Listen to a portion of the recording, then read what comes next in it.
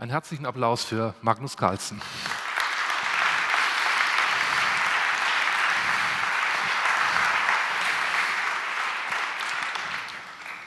Ich muss das Interview leider auf Englisch führen, da mein Norwegisch nicht ausreicht.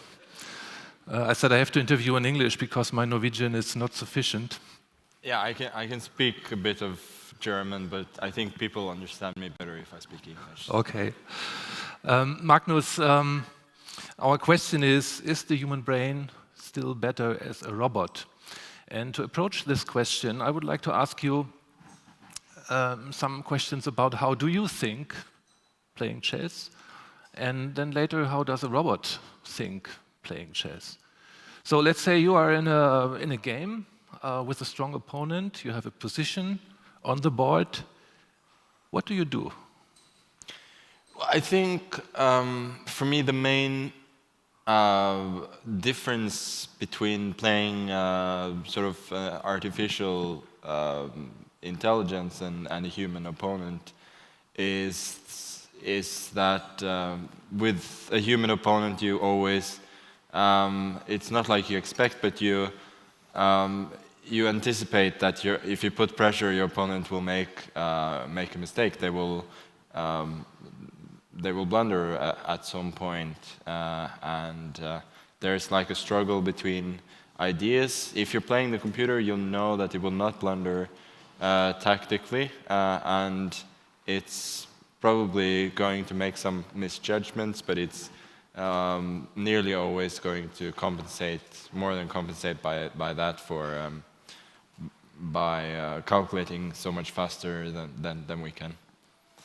So calculation is a strong point of the machine. They can calculate faster than we do. Yes, obviously that's always going to be the problem, and that's something that we can never we can never shoot the gap there. That's always going to be a difference that we cannot compete with that in the long run. What about intuition? What role plays intuition when you play a game? Do you always calculate when you see a position, or do you have also some intuition about what to do? Well, this is one advantage that humans have over computers, and also strong players over weaker players, that we don't have to consider every single move, because some of them we know are bad in general terms. That might lead to mistakes sometimes, because we wouldn't consider a move that we think is outlandish, while it actually might be good in that particular scenario. But over time, following in your intuition in these cases will be beneficial. So I think all strong players rely on their intuition whenever whatever opponent they are facing, and certainly for me, it's been an ally of mine for many years, and I feel that whenever I play badly, it's because I don't follow my intuition. I overthink things.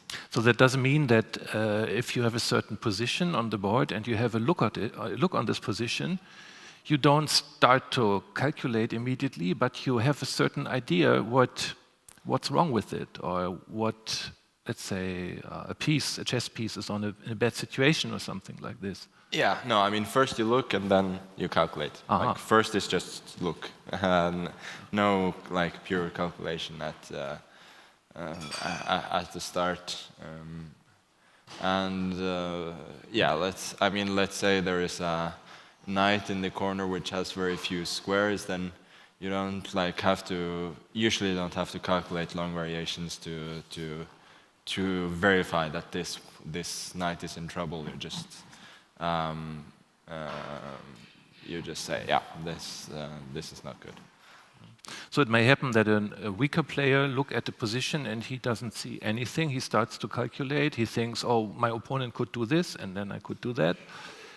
while you just see, okay, there's a structural problem, and how could I solve it, and then start to calculate specific variations. Yeah, exactly. So,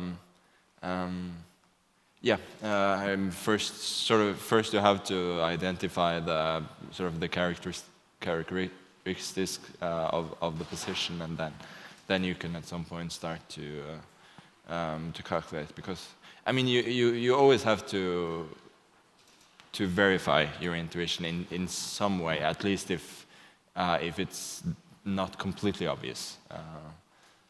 You have to do that eventually, but again, it's not the first thing you do. Mm-hmm.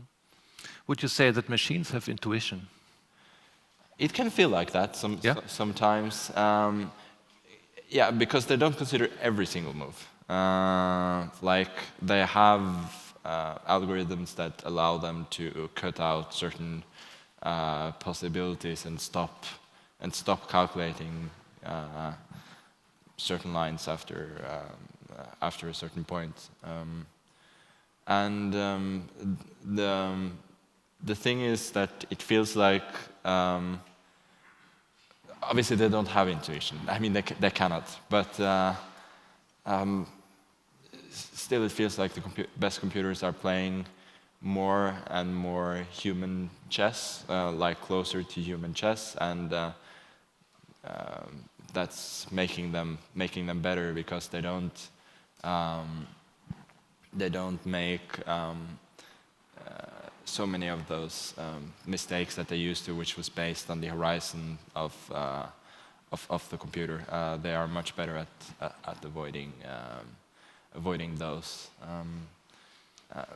Yeah. Have you seen, let's say, a game between two chess programs, and then at a certain point you thought, oh, that was a good idea, what he did? Oh yeah, for sure. I mean, there is, for instance, a tournament right now between the best computers in the world, and frankly, I mean, most of the games are rubbish. To me, anyway, maybe I just don't understand them. Maybe it's just way beyond me. But still, I feel like if the brand of chess they are playing is something that cannot be understood by humans, then it's not so much worth for us anyway. But some of the games have really brilliant, deep ideas that I try to learn from. But sometimes it's finding a needle in the haystack, like. Yeah. So, but if the machines have no intuition, they have ideas? Well, I mean, no. It just no, looks but like. it looks like they have ideas. Yeah. And what about the rubbish? What appeals to you as rubbish when two machines play against each other? It's just a game without ideas, basically. Like they are making moves, they are moving the pieces around. But again, either the ideas are too deep for me and other top chess players, or there is simply there is no sort of logical thread there. It's just about making the move that the computer considers the best at any time, which is obviously what they do, but it doesn't feel like there is anything more. Chess has been a fascinating game for 1,500 years or so, and in the last 500 years the rules are the same, haven't changed. But the way chess is played today has changed a lot in the last, let's say, 40 years or so through computerization. So if you were a grandmaster some decades ago, you could probably play a certain good variation, a certain opening for some weeks in tournaments, and today you can play it once, because the next day all your new idea is in the world and other players know it and think about new ideas in the openings to counter these ideas. So In my view, preparation has changed a lot for nowadays grandmasters. I often see grandmasters in tournaments who were not looking at the board, but looking up in the sky and thinking, well, I have seen this position in the opening before, but what was the move I wanted to play? So that part of the game in the beginning is prepared, but this preparation is going so fast. How do you cope with that? Do you bother a lot about that? I think often when it comes to opening knowledge, especially virtually known knowledge might be better than partial knowledge. I mean, the worst thing you can do is try to remember what you've analyzed. Does it happen to you? Yeah, sometimes, but not as much as some other strong players, because I don't have that much analysis to remember. It's a strange thing. Like more knowledge doesn't necessarily translate into better results, because I think when you think at the board with a fresh mind, you are probably better suited to pose a human opponent human problems, rather than what the computer thinks is the best. And yeah, I mean, I hear about it all the time, that people are mixing up these lines because they are trying to remember this prior knowledge that was acquired with computers, and it turns out that this knowledge was flawed in a way, or they can only partially remember it. And I think that's really stupid. I mean, we're just making ourselves dumber in that way. So this is a conscious decision that you try to reduce this before the game knowledge, and just to try to expand the real game, the fight in the game. Yeah, no, I mean, clearly you need to know some things, but for me, yeah, I definitely feel that if I don't know something very well, then it's better not to know anything at all, and just use my practical experience in chess. I mean, just think about what just approaches with a fresh mind. So that addresses another point in human ability, that is surprise. You try to surprise. You cannot surprise a machine, right? No, that's a bit of a shame. But yeah, I mean, there is psychology in chess. It's an important part of it, and you are playing both the position and your opponent, which makes it sort of richer than to only play against the computer, because the computer obviously doesn't care. Could you tell us some secrets? And what do you do to impress and surprise your opponents? Well, I mean, it's just small tweaks on known ideas. Or chess-wise? Chess-wise. It's not like or something to surprise your opponent. No,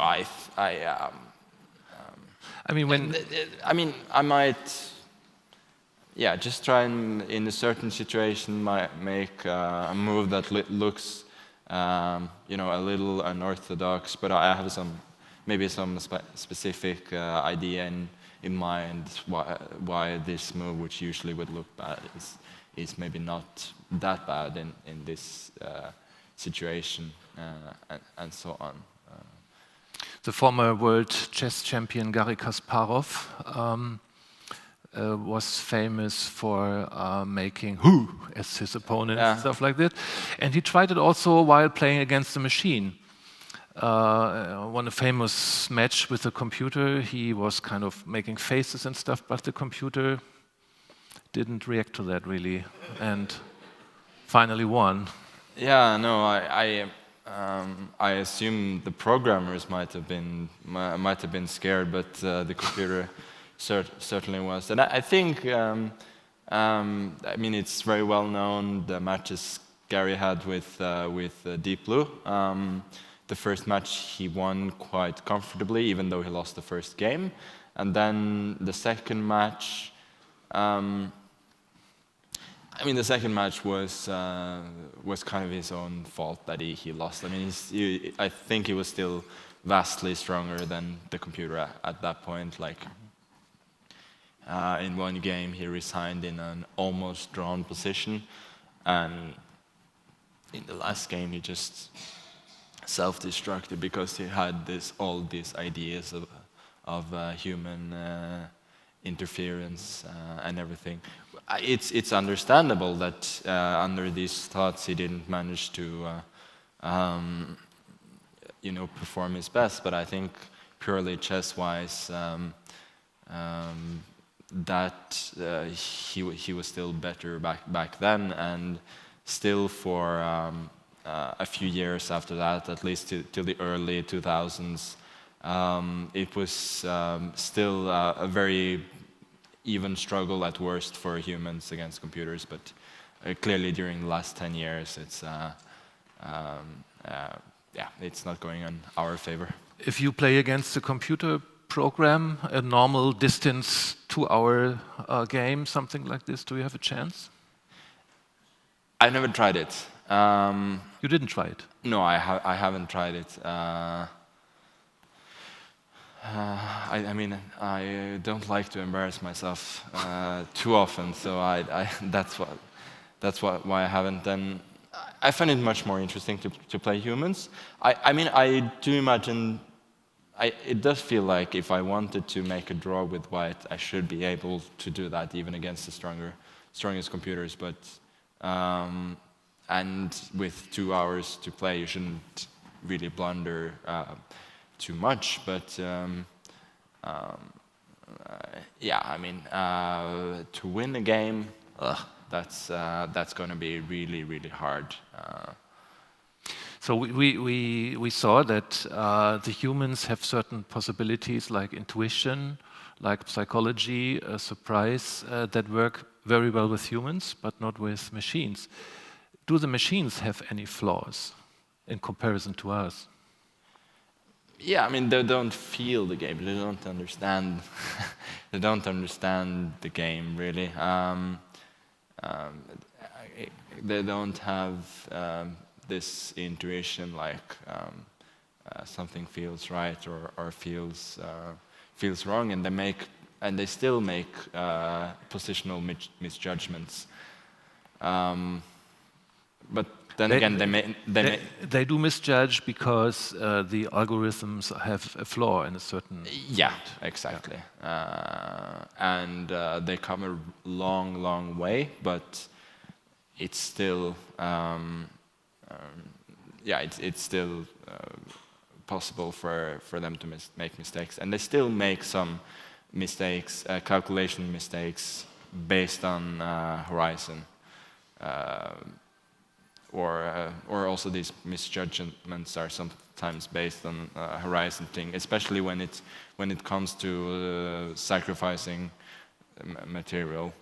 Then they might not be able to look far enough ahead to judge whether this works or not, while a human will just look at it and says, yeah, this should work.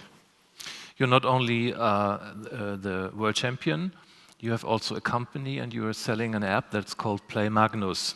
So how much Magnus is in that app? I mean, the openings are mine, and there is a difference in playing style, but we're trying to improve it still, because it's very, very difficult to make a computer make human mistakes, sort of. Like at the younger ages, the computer plays at the right level, like I was at that age. If anybody doesn't know, the point of the app is that you play against me at a certain age. Like if it's at 5, it plays random. So I can check if you beat me with 5 when you were 5. Yeah, no. If you beat me at 5, you have probably been actively trying to lose. No, but the thing is, it plays at more or less the correct level. But to have it make human mistakes is very difficult, because the computer doesn't miscalculate in the same way, and so you have to emulate the human flaws. Yeah, and this takes a lot of time, but we are working on it. And what I feel when I'm playing the app is that even though the level is correct, sometimes it feels like it's just making fun of me because it knows it has to make some mistakes at some point, so it just blunders something and beats me anyway. And and that can still be improved. But I think we've come. That's very funny. For decades, chess computers have been programmed to get stronger and stronger, and now chess programs have to be weaker. Yeah. That we still want to fight them. Yeah. No, it's interesting. The little tweaks and such you can do, and we're trying to get better at it. One thing that leaves for beating a machine is just to pull out the plug, which is not, you have not to fear any legal things after that. Yeah, or you can just smash it, that also works. Did you do it? You don't play computers at all? No, I mean, I've smashed the controller on my PlayStation, but not on... What game was that? No, I think that was just FIFA a few years ago. I actually did it several times. Like there was a game shop nearby, and there we go. Not you again. I know what you've done, and so on. But I mean, that's one of the reasons why I don't play computers that often. It's because they are dumb, and I don't like losing to dumb people. It's that simple. So that is an answer to our question. If the humans are still better than robots, I mean, they are dumb in the end. Yeah, they are dumb, but it doesn't mean that we can beat them. They are dumb, but they are powerful. Yeah. Another phenomenon which is pretty new in chess, and I know that you do it as well, is playing internet chess. That means you don't play on a board with an opponent here in the room, but you play with somebody who might be in Beijing or in Oslo or in New York or so. What are the differences between playing a normal game in a tournament and playing in the internet? Again, it's just a feeling. It's just a perception of mine. But I do feel that you can sort of feel the game better when you play it with the board than you can when you're looking at. Why is it? Because it's physical? Yeah, because it's physical. I don't know. Maybe you can see the geometry of the board better or something. I do feel like I play. I mean, I play a bit deeper over the board, even though it's the same time control as online. But obviously, it's a great opportunity. You can sit at home, play, and get excellent training against whomever you want to play at any time. So it's a blessing for chess, obviously, and it's helped me a lot to practice over the years. You played a tournament yesterday, I think, an online tournament? Yeah, a couple of days ago. It's always a disappointment for me, unfortunately, because then I'm thinking I want to go there and I want to play well, and then when it comes down to it, then I'm just a little anxious. I don't want to lose and so on. So the joy is just sort of gets sucked out of it sometimes. But Yeah, try again next time. Since we are on a health conference, I would like to ask you also a question concerning health. One factor for humans, very important, is that once you go to the board, you need to be in a very good physical shape. What do you do for maintaining this shape? I mean, frankly speaking, last year or so, I haven't been very good at it. So I feel that my physical shape as well as my chest is just going. So now I'm trying to rebuild it. I remember Everything and get back to the shape I had a few years ago, because then I had a healthy body and a healthy mind, and I was playing very well. I remember doing the last World Chess Championship, or the one before. Between two rounds, I saw you behind the hotel playing basketball with your team, and some poor journalists who had to move. Yeah. Norwegian journalists, so that you were playing all the time. You're doing soccer and basketball and everything, and I always had the impression that you do it. Mainly, you do it because you really like it. It's not just because it's good for you, but also because it's fun. Yeah, exactly. I mean, that's. It doesn't hurt that it helps your mind to exercise, but yeah, I like to do it for fun, and you also have to remember that. I mean, there wasn't so much to do there in Russia, so. It was a good thing, but that sounds like, since next year you have to fight to retain your title again in a year from now, and so that means that you now start again to do more sports.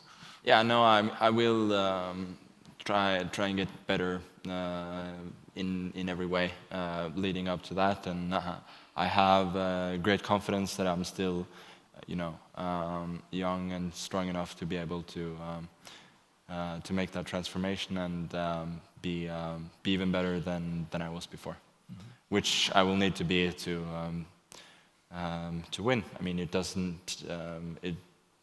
It's not enough to be the same as you used to be. You always have to be better. Is it more difficult to be a world chess champion than to become a world chess champion? It's not. It's not only about being the champion. It's also about being number one in rankings, winning tournaments, and so on. And that is definitely hard to maintain. It's one thing to do it 1 year. It's another to do it several years. And unfortunately, this year I haven't been able to do it. I've had.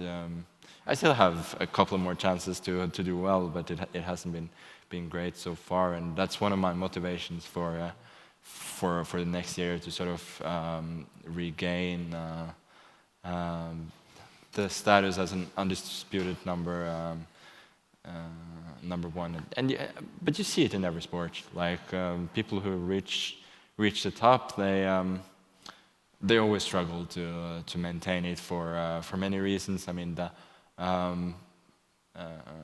but mainly because the opponents are becoming stronger, and they might even be hungrier. So that's going to be a challenge for me.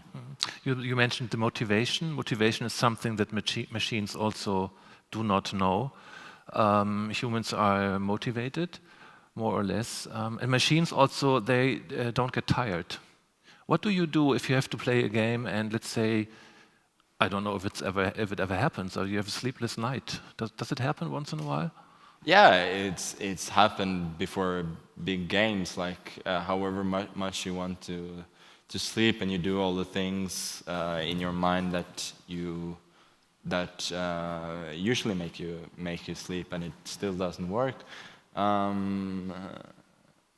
The good thing is, for me, is that I don't drink coffee like ever. So if I've had a sleepless night, I can drink coffee, and coffee works very well because I'm not used to it.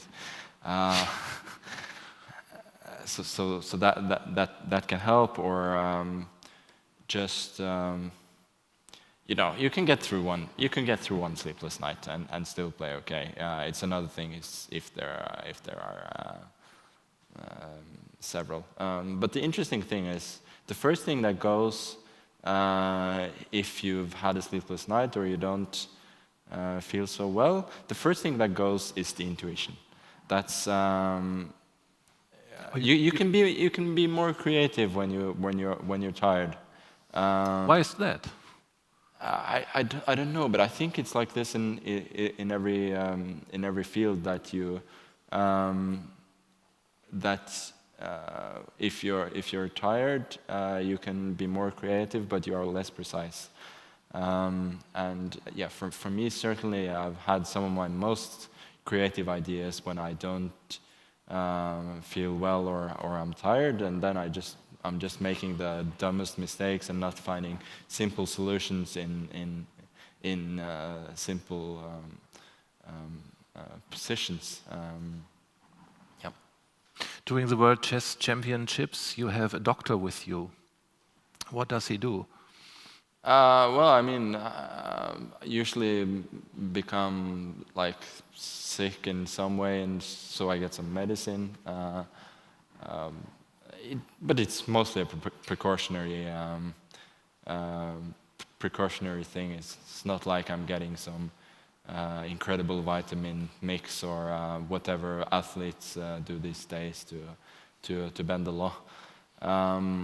So it's just mainly a precautionary measure. Does he have a look at your nutrition, what you eat, or?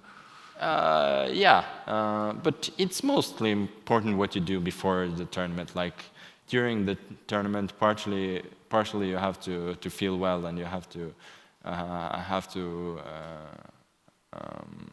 enjoy it. So obviously you have to eat more or less healthy, but most of all you have to be in a good spirit. So I know that way back you liked to go in the middle of the night to a gas station years ago to have some hamburgers or so. This is something that does not occur anymore? No, not so much. I mean, I am still. I don't have a regular job, so I might still stay up in the night sometimes. But yeah, there also aren't any gas stations around where I live. So. Magnus, thank you very much for the talk. Stay healthy and good luck for the next year's championship. And tonight you have a challenge here, 12 chess players, amateurs, try to challenge you. Do you have a feeling, will it be difficult? Well, there is a time constraint. Maybe if there wasn't a time constraint, it wouldn't be that challenging. But I have to finish all the games in half an hour. All the 12 games? Yeah, all the 12 games, which is not going to be easy. And there are always some surprises from my opponents. Sometimes they are happy surprises for me, but sometimes there are challenges. So I'm really looking forward to that tonight. We will see that later. Thank you very much for being here. Vielen Dank, dass Sie alle gekommen sind. Und gleich gibt es, glaube ich, noch ein kleines Get-Together draußen und einen wunderschönen Tag noch.